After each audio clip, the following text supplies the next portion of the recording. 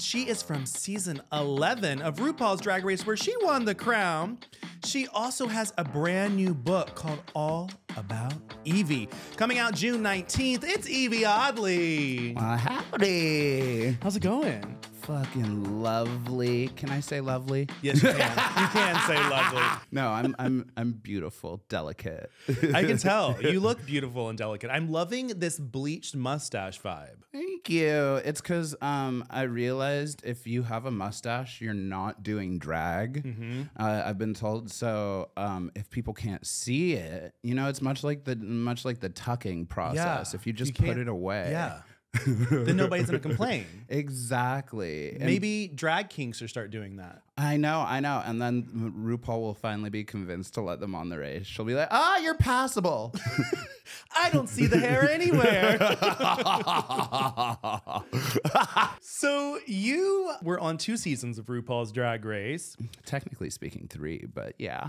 Oh yeah, because you came out as a assassin. The first, the best, the finest lip sync assassin the world has ever known. Did you know when season 11 was coming out and you were in that bottom 2, did you know you're going to turn it the way you turned it? Yes. You knew it 100%. 100%. Like that Snatch Game was my first shaky point in the competition where I started to doubt myself and be like, oh no, maybe I'm not the fiercest, cuntiest queen.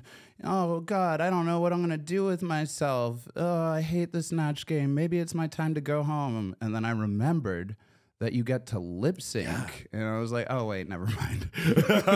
Until I thought about the fact that the people who were bottoming with me were like Brooklyn and Vanjie. And I was like, oh, I'm going to have to pull out literally every trick in the book if I want to stay for either of them. Like Miss Vanjie, the world's darling angel, like every judge who came in was like, oh my God, Vanjie, you're back, Miss Vanjie. Like I was going to have to try and send that home. Yeah. Or send home the bitch that RuPaul personally shipped from Canada. Yeah. I also loved that you said the 2 bitches that you were bottoming with. Yeah, we were 3 bottoms, all looking for a top. And then you get the top in the last episode. When it counts. When it counts. But that, I was there in that theater. I was shooketh when you did your face reveal. Like that was so cool. Your artistry, I would say, is top notch. You did stuff on Drag Race that had never been seen before. You started diving into different makeup aesthetics, really going outside of the box. And then after the show, you end up putting that into the limelight. You start traveling, you start doing things and seeing all of your fans. And I think that you had something that a lot of queens did not have before you, which was relatability to a level. Yeah, that's kind of my issue. What do you mean by that? You know, everywhere I go, people are like, oh, you're really down to earth. You're like a very, very chill person. Relatability, which means that I care a lot about everything and about like a remaining human, probably a little too much. I'd like to think that I would be a super mega global phenomenon, millionaire, evil business owner fish right now. I know we can't say that word, but I just did. Well, I took it at you, a billionaire fish. Yeah, a billionaire fish. I literally want to live in the ocean. Like Nemo. Yeah, like Nemo. But the thing is, I've always really been so held up with still just trying to fucking feel human, because that was the thing that I was craving out of drag in the first place. Like I didn't feel a connection to the community that I came out to and to be a part of.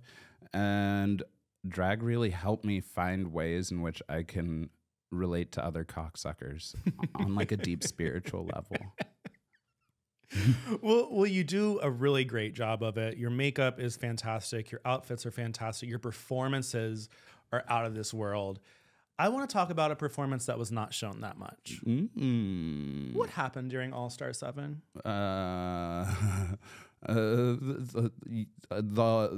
Which part? A lot happened. Did you made a lot of tweets afterwards, and you said a lot of things about All-Stars. You said a lot of things about the whole process in general. I just want to know from you, when you signed on to that, when you said, you know what, I may not want to go back, but I'm going to go back for the fans. Because you did tweet that. You said that you went back for the fans. When you signed that, what did you perceive was going to be shown? Reality. You know, I know everybody on the keyboards has this perception of like, oh, well, you bitches know what you got yourself into, like especially going back for All Stars. But I have to say that as unsavory of a character as I was on season 11 at times, as much as I didn't necessarily want all of my dirty laundry like just out there for the world to see, that was authentically my experience there. That was my story, was what was happening for me. Like there was no cutting around the corners. When I sucked, it was shown, and it ended up being very important to why I think people do relate to me. And so it was strange going back for another season and having it be so much less authentic. And I get it that it was like a different vision, like whatever, but there was, especially when it came down to like what was shown to the fans and like what could be shown to the fans. Y'all got a very good season, still one of the best seasons of Drag Race, I'm going to say, but you missed the heart of what was actually going on a lot of the time. And I'm going to say personally, me more than some of the other queens on our cast really suffered from it in the edit, because you know I was literally just there. It's so hard to like do the online game and like meet people in public and like pretend like there's any chance you're gonna win and be like, but it's even harder when you know that all that's going to be shown to them is like the cut clean, positive, shiny, everybody looks good. We were all just smiling the whole time. There were no tears, just such great sisterhood.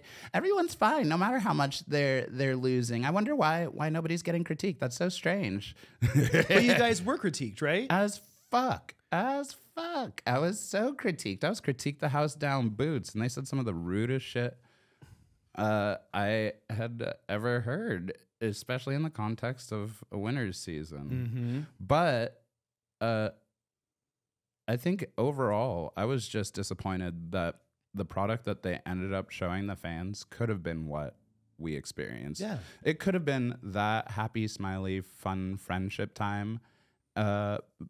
But I do think it was an experiment for them to try and put all of these winners together. They'd never done it. And there were some places that I would have changed planning, but I don't have a producer credit.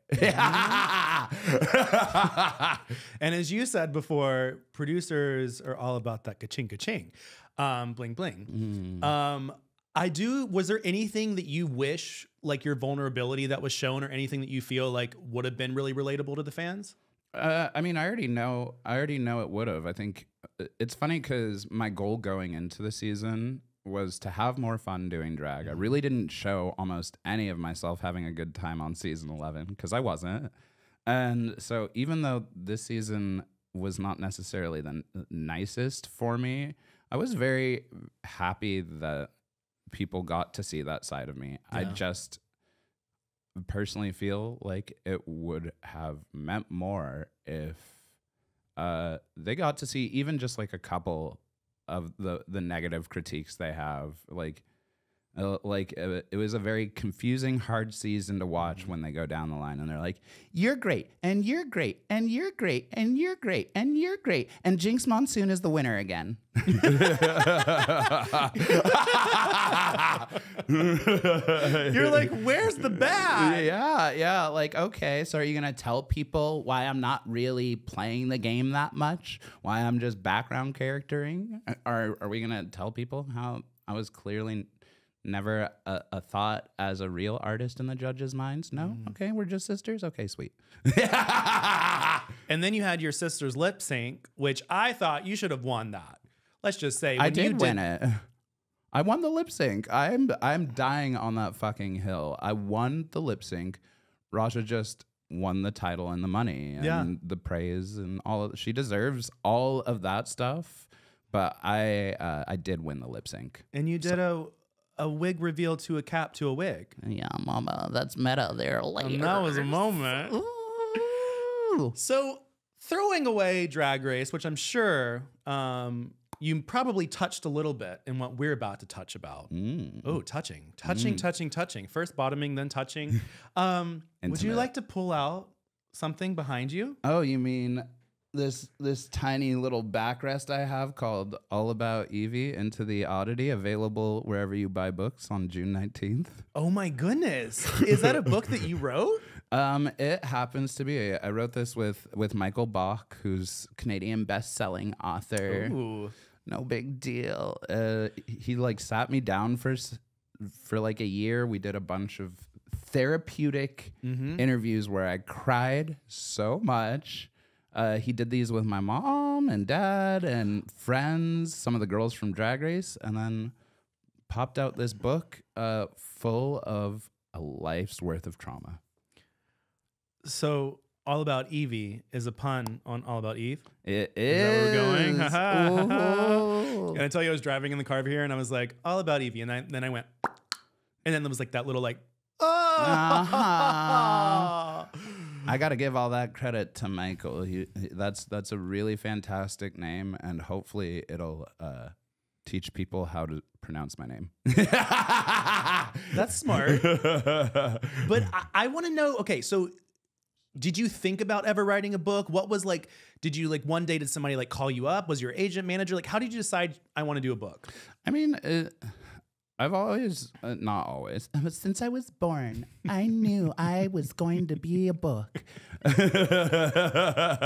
No, I mean, it's funny because I think everything that's happened to me, even post Drag Race, even pre Drag Race, has always been rich with these very, very colorful stories and very, I'm gonna say, unique perspectives. That, you know, I've always thought about writing a book. I've always thought about writing books. My family has 2 published authors in it.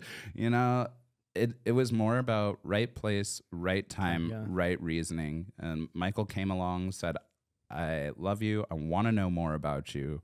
And this was like right after All Stars aired.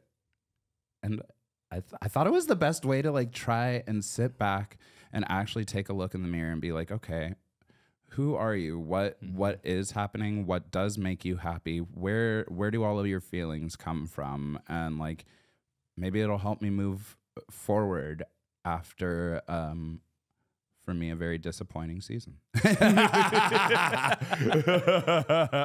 So you dive into your childhood. I'm guessing it's a full autobiography. It's full on from conception to. It really does start at conception. That's the first line. I wish it was like first there was cum, then there was Yvie. First, there was Sade in a bubble bath. Hey! That would have been good. You know, but it does start at like, I think a lot of what people get to see and got to see from me on Drag Race can be a lot better understood by like seeing exactly where I came out of, what situations I lived in, like how I survived before I ever even found drag to be my real savior. And, you know, I talk about growing up in an abusive household, of course, growing up queer, a person of color in a very white place. You know, I've always felt othered in a lot of ways, and this book kind of allows me to like step in and look at why I feel othered, and instead of saying like, oh, it's because the world did this, it's like, no, you felt othered because you feel this way and you learned how to interact this way, you learned how to survive and love this way, and you just have to learn learn other things if you ever want to see different results. So let's say a year from now, you get a call from a production company and they're like, we want to make this book into a movie. Who's playing you? RuPaul. They can do that whole AI thing where they like age her down a little. You know? Yeah. Right? If not RuPaul, I think Storm from the X-Men would work. Okay. I know she's got some free time. I don't know. I feel like I'm an easy character because you can just like make a caricature out of me as long as you're like gangly and goofy looking. You know, whatever you do is going to be authentic to my soul. I think we should reverse it, and Whoopi Goldberg should play you. Oh, what's sick is that was the first thing I thought, and I'm gonna go jump off a bridge now. Don't jump off a bridge. Don't ever do that. I won't. No, she's way too good of an actress to be doing my life up. So, new book, June 19th. Are you doing any like signings of book? Are you doing any like public appearances for book? I am. Stay tuned. I'm gonna be posting my book tour dates any minute now. But you know, it basically starts the second this book is out on June 19th, and I'll be popping this pussy all around the country all summer long, just hawking books at people, just throwing them. I think that should be your number. If you do numbers in cities, it should just be like they pay an admission that covers the book, and then you just hawk books at people. Yeah, exactly. And you sign a waiver saying that I'm not liable for any injury whatsoever. It feels like a Amanda Show sketch. Like just like people are getting like thrown with books, and then you have people now in like wheelchairs with their legs all cast up. I'm like, wow, she's so amazing. That changed my life. Wow. Oh, she's my hero. I told her I'm disabled just like her, and then she hit me with a book and snapped my leg. I love her. I love that. I think that needs to happen. It already has. If we just spoke it into existence. We spoke it into existence. It's going to be part 2 of the book. Exactly. The part that I'm releasing to pay for all my legal troubles. Yes. Did you, when you were writing the book, did you have anything that you could not write about, or was there anything that you felt like you didn't want to write about? Yeah. Yes. Of course there are things I don't want to write about. You know, we've all got parts of ourselves that we deserve to like feel are sacred to us, and so there are things that like I didn't want to write about, but you know what? Still explored them for the most part. You know, I will say the only thing I did not really touch on a whole lot is my health, my current health in the book, because you can see how I'm doing right here. You can like look at me. You can look at videos of my performances. You can see that my disease is not getting better, that I can't do all the flips and tricks, that I look like I'm in pain. And, you know, I don't feel like that aspect needed an update, especially because I don't regret sharing that I have EDS, but I do regret how much people think that alone impacts my life. And I'm glad I am like a face for others, but I like to walk around every day and pretend I'm not disabled until my body very rudely reminds me. And so, you know, like when the outside world is also like, oh, you have that one disease, right? How are you doing now? I'm like, dying slowly like the rest of us. Like that was the biggest point I made on Drag Race about having Ehlers-Danlos syndrome, was that I don't want it to rule my life. Yes. I don't want it to rule my life, whether or not there are things that I can and can't do. And so after you read about how I'm doing in the book, I need you to burn any pages about me having EDS because those pages are behind me. I'm cured. No, but I relate to you in that way too, because I figured out 4 years ago that I am on autism spectrum. Mm-hmm. And I think that while it's great and wonderful to know something about yourself and to know your own, mental health status or your health status, it's another thing to be defined by it. Yeah. And it's like you want to be known as yourself, not as, oh, it's the person with the EDS, like that's not what you want. Well, and it makes a lot of aspects of my life two-dimensional. Like, what if I have other health issues that I would like to talk about that I never will now? Yeah. Like, what if there are other things in my life that are more pressing and more important and more painful to me? And then you bring up that I have EDS and I suddenly remember. And then my ankle snaps because I remembered that I'm disabled instead of ignoring. No. I just think it's a lot. I think there are ways you can be supportive of the fact that like somebody is like working through things, or like be a support system for somebody with their mental health, with their body. But like, if you wouldn't ask a random stranger on the street like how their body is feeling today, or like whether or not they feel super autistic. How autistic do you feel today? You probably shouldn't go up to a stranger on the street and say that. That's true. But that's a very strong opinion. So keep asking me about my body. I'm going to be very sassy and rude. And then I'll laugh at you. We'll get a drink, and maybe we can play slap and tickle. What's slap and tickle? Slap and tickle. I don't know. That's a euphemism my geography teacher used to say.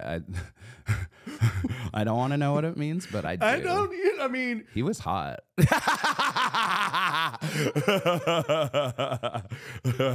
Well, if you are watching right now, geography teacher, please let us know what slap and tickle means in the comment section below. Dear Mr. Bowick, I never remembered anything about history or geography, but I do remember the chin exercises you taught us.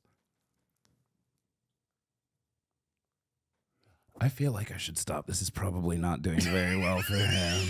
Talking about slap and tickle and then guppying out here. Well, it's just in time because we're now closing out. Oh.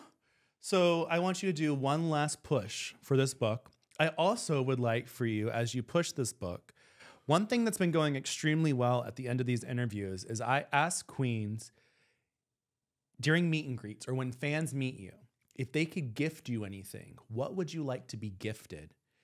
Sasha Colby said that she wanted indica infused pre-rolls. And she messaged me the other day and she said, I have bags and bags and bags.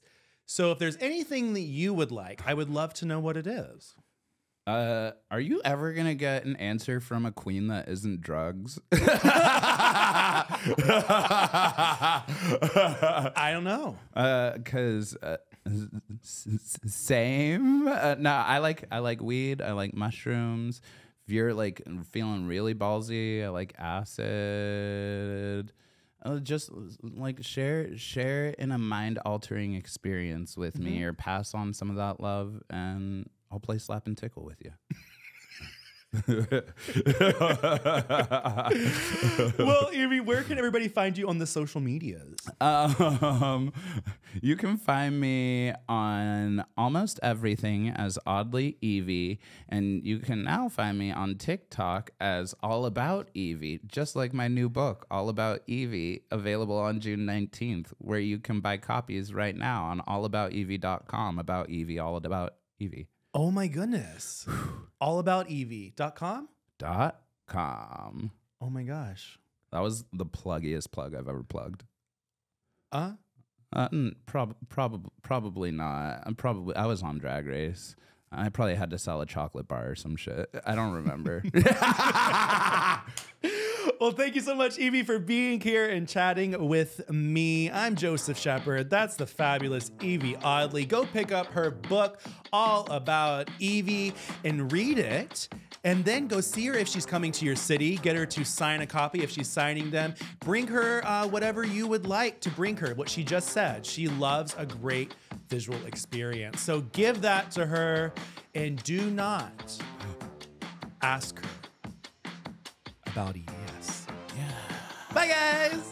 Adios.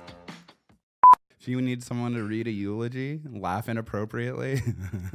Have you thought about like how you would want to go? I would like to be paraded around. Like have you seen those African funeral videos? I know what you're talking about. Yeah, where they like dress people up and put them back to work and stuff. So for one last time, somebody has to take my stiff ass body, they would paint her up real nice. Yes. Like if you're gonna put makeup on me, and then force me to do the most humiliating bullshit for tips. And you have to tip me at my funeral. I like that. You have like a song and stuff, and you know it's your last drag performance. If this is my last performance ever, I feel like I'm doing Friday by Rebecca Black. Okay. That would be a moment. Right? Yeah. It's like, she really loved this song. Yvie always argued that it was one of the best pop songs ever written. And it's just playing on a loop the whole funeral. Sounds like a horror movie.